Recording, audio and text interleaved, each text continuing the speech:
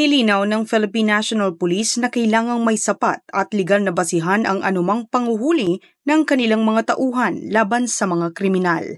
Ang pahayag ay kasunod ng kautusan ng bagong PNP Chief na si Police General Nicolas Torre III na nag-aatas sa mga kapulisan na paigtingin ang kampanya kontra krimen sa pamamagitan ng pagdami ng nahuhuling mga kriminal.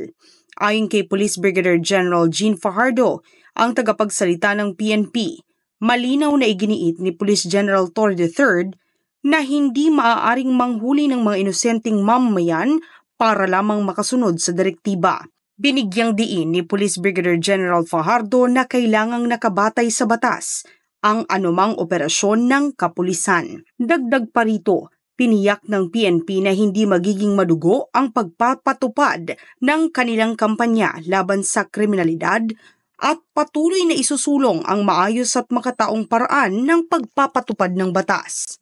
Nananatiling layunin ng PNP ang pagpapalakas ng tiwala ng publiko sa mga otoridad habang mahigpit na sinusunod ang mga umiiral na batas at karapatang pantao.